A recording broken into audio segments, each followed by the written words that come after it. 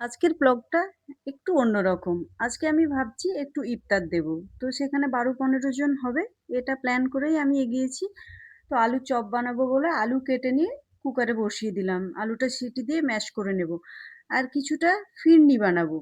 তো ফিরনির জন্য এই যে চালটা ভিজিয়ে রেখে দিয়েছিলাম। তো একটু মিক্সিতে করে গ্রাইন্ড করে নেব। আমি এখানে গোবিন্দভোগ চাল নিয়েছি। তো চালের সঙ্গে আমি কিছুটা কাজু বাদামও দিয়ে দিলাম। দিয়ে আমি দুটো একসঙ্গে করে পেস্ট করে নেব। টাইমটা আসলে কম, তো ভাবছি তাড়াতাড়ি যত ঝটপট হয়ে যায়। মেনলি প্রিপারেশন করতে ২ থেকে ২.৫ ঘন্টা সময় লেগেই যাবে। ওই জন্য সব কিছু আজকে আমি চটজলদি করার ব্যবস্থা করছি।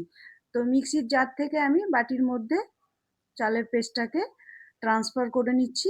তারপরে ওইদিকে আমি দুধ বসিয়ে দিয়েছি আর এখানে একটু হালকা করে দুধ দিয়ে গুলে নেব, যাতে মানে চাল বাটাটা দলা দলা না পেকে যায়, খুব সুন্দর স্মুথ হয়ে যায়। আর ওটা যদি আমি গুলে না নিই তাহলে আপনার যেই মানে অনেক দুধের মধ্যে দেব তখন একদম ঝট করে সেটা একদম দলা দলা হয়ে যাবে। তো কড়াই বসিয়ে দিলাম।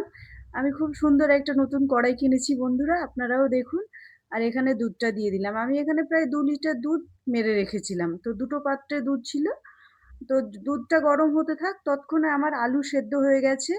মানে কি বলুন তো, আজকে আমার ব্লগটা একটু খিচিবিচি লাগবে মনে হয়। তো দয়া করে আপনারা মন দিয়ে দেখবেন, যে খিচিবিচির ব্লগও সুন্দর হতে পারে। তো আলুকে ট্রান্সফার করে নিলাম একটা ছাঁকনির মধ্যে।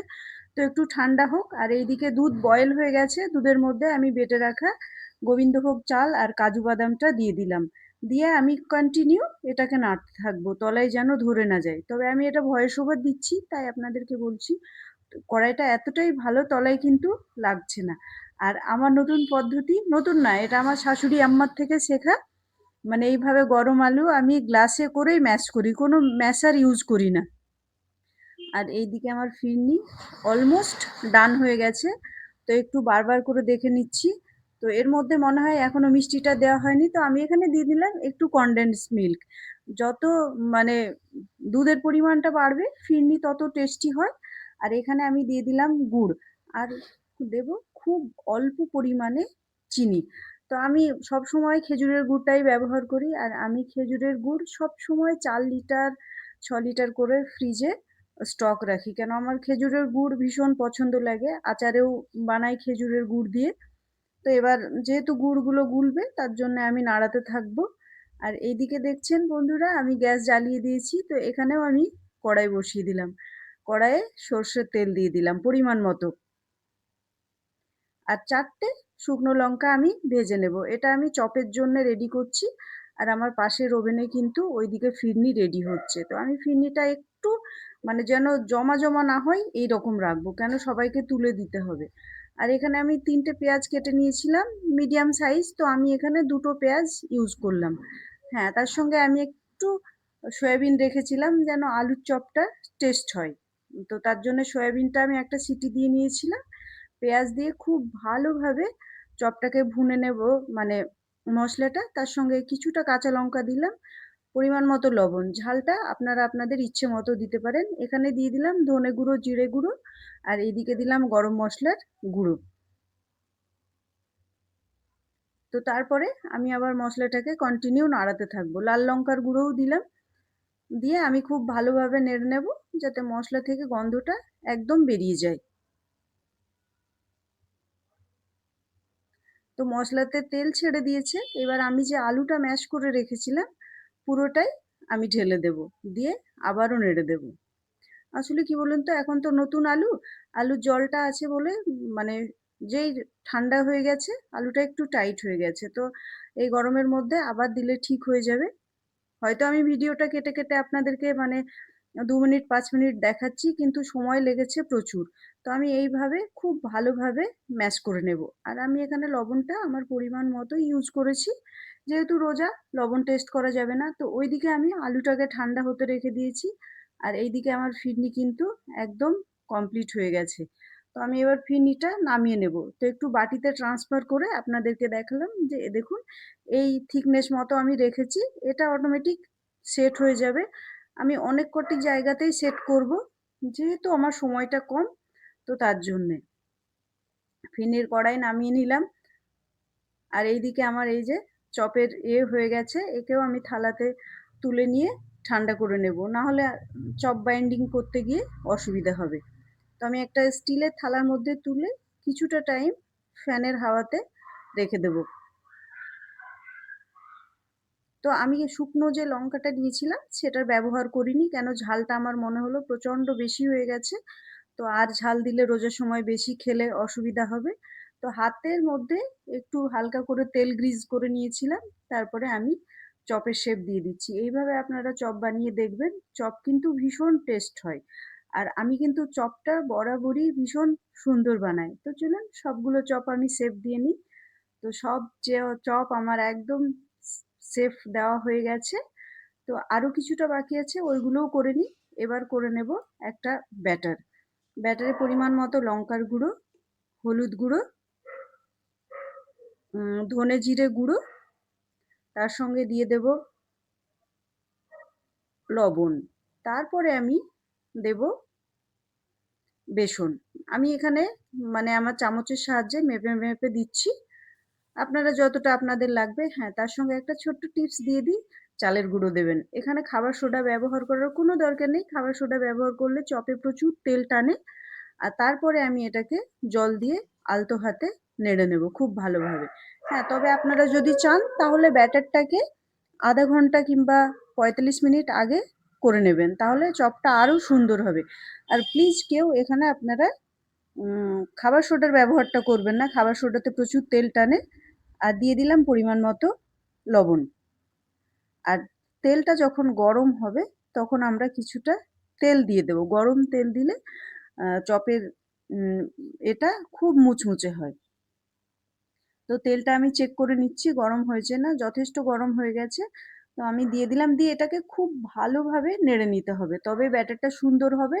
আর চপ আপনি যখন ছাড়বেন তেলের মধ্যে তখন দেখবেন একদম যে মুচমুচে একটা ভাব সেটা হবে। আর এটার জন্যে কিছুটা চালের গুঁড়োরও মানে দায়িত্ব আছে, চালের গুঁড়ো ওটা বাইন্ডিং করবে খুব সুন্দর। তো যাই হোক, চলুন আমি একদম সব চপগুলো ভেজে নিই। প্রচুর চপ ভাজবো আজকে, প্রায় ২৫-৩০ পিস হবে। তো চপের একদিক যখন হয়ে যাবে, আমি একদম হাই ফ্লেমে ভেজেছি, যেহেতু আমি এখানে কাঁচা আলুর ব্যবহারটা করিনি। তো আমি আবার উল্টে দেব, দেওয়ার পরে আমি তখন এখানে আবার তুলে নেব।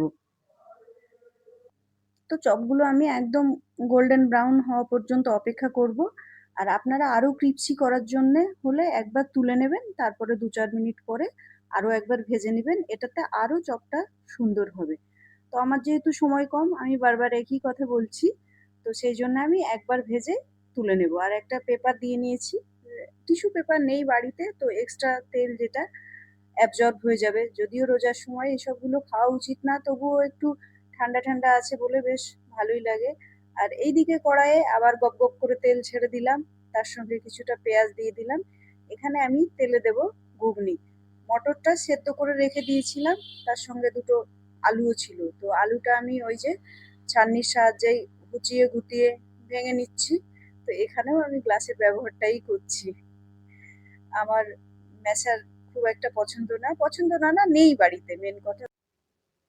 তো জিরে গুঁড়ো, হলুদ গুঁড়ো, লঙ্কার গুঁড়ো, যে র্যান্ডাম মশলাগুলো সেগুলোই দেব। দিয়ে ঘুগনিটাকেও ঝটপট করে তেলে পেড়ে নেব। সময়টা আর বেশি নেই হাতে, আধা ঘন্টা সময়। তারপরে আবার ওইদিকে আছে ফল টল কাটাকুটির ব্যাপার। তো আজকের ব্লগটা পুরো বিকেলের ব্লগ আর একদম রান্নাঘরের ব্লগ। তো তা একটু জল দিয়ে দিলাম, কেন মশলার যে গন্ধটা সেটা যেন থেকে গেলে আর ভালো লাগবে না। আর একটু লাস্টে দিলাম গরম মশলা। গরম মশলা সবসময় টেস্টটাকে বাড়ায় সবকিছু। তো আমি গরম মশলা খুব একটা বেশি ব্যবহার করি না। তো একটু করে নিলাম। তো মটরগুলো যেহেতু সেদ্ধ আছে, চামচে করে দিলে অনেকটাই সময় লাগবে। তো হাতে করে কুকারটাকে একদম উল্টিয়ে ঢেলে দিলাম। তো আজকের ব্লগটা কেমন হয়েছে অবশ্যই জানাবেন। ভালো লাগলে একটা লাইক করবেন, কমেন্ট করবেন। হে গাইজ, ডেইলি লাইফের আরও একটি ব্লগে সকলকে স্বাগত। আশা করি প্রত্যেকেই ভালো আছেন এবং সুস্থ আছেন। তো এই যে ফলগুলো আগে থেকেই ফ্রিজ থেকে বার করে ধুয়ে রেখেছিলাম, যে ফলগুলো মানে কাটাকুটি করতে হবে, যেহেতু ঠান্ডা ফল। তো ফল কাটার জন্যে আগেই জল নিলাম একটা বাটিতে, জলের মধ্যে লেবু দিয়ে দিলাম, কারণ লেবুটা দিলে ফলের যে কালো দাগ সেটা হয় না যদি একটু আগে ফলটা কেটে রাখি, তো ওই জন্যে লেবুটা দেওয়া। তো আমার ছুরিতে কমফোর্টেবল আছি, বাট বঁটিতে আরো বেশি কমফোর্টেবল। তো বঁটিতে করেই আপেলগুলো কেটে নিচ্ছি। তো মনে হচ্ছে বঁটিটায় খুব একটা ধার নেই। তো যাই হোক, হুচিয়ে গুতিয়ে একটা নতুন বঁটি মানে কিনতে হবে। এই বঁটিটাতে করে চিকেন কাটতে গিয়েছিলাম। আমার যে নড়বড়ে ২ টো মানুষের বঁটি, তো আমার কাজ চলে যায়। কিন্তু এই ফল-টলগুলো এই বঁটিতে খুব একটা ভালো কাটা হয় না। তো পটর, পটর করে আপনাদের সাথে কত গল্প করে নিলাম বলুন। আমার বিদেশ থেকে আমার ফলোয়ার আছে, তারা আমার ব্লগ কিন্তু ভীষণ পছন্দ করে। তারা কিছুই বুঝতে পারে না। যেহেতু আমার ল্যাঙ্গুয়েজ, তারা তো ইংলিশটাই তাদের মেন ল্যাঙ্গুয়েজ। তো ফলগুলো একদম কাটা হয়ে গেছে। তো ডাইনিং টেবিলে নিয়ে চলে আসছি। যেহেতু এখান থেকেই সব ভাগ করে নেব। যেহেতু ইফতারটা আমার নিচেই যাবে, তো আলাদা করে কোনো প্যাকেটিং এর ব্যবস্থা করব না। সবকিছু রেডি করে নিচ্ছি, যেহেতু এখান থেকে ঝটঝট করে দেওয়ার ব্যাপার থাকে। আর আমরা যেহেতু ৪ জন করব, তো ভাবছি মেজের মধ্যে একটা পেতে নেব। ডাইনিং টেবিলেও হয়ে যাবে। তো মেঝেতেই বসে ইফতার বেশ ভালো লাগে। তো মুড়ি-টুড়ি যা, যা লাগে পুরোটাই করে নিয়েছি।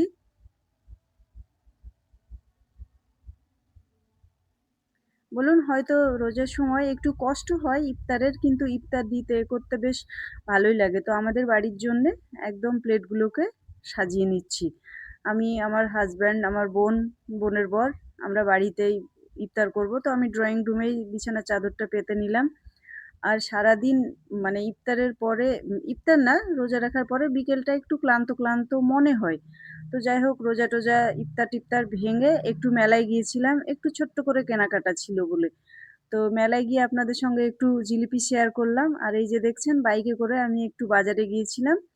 মানে কিছু কাপড় দেওয়ার আছে, তো সেগুলো কিনতে গিয়েছিলাম। ওটা আমি আর ব্লগে দেখাইনি। তো এটা তার পরের দিন আমি চলে গেলাম আমার গ্রামের বাড়িতে। আপনারা যারা ব্লগ দেখেন জানেন।